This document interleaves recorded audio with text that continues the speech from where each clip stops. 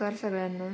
स्वागत आहे तुमचं आपल्या एका नवीन छोट्याशा ब्लॉगमध्ये आणि आपल्या यूट्यूब चॅनलमध्ये, ज्याचं नाव आहे ध्येयपूर्ती. तर आज आलो होतो इकडे सोयाबीनवर तणनाशक मारायला.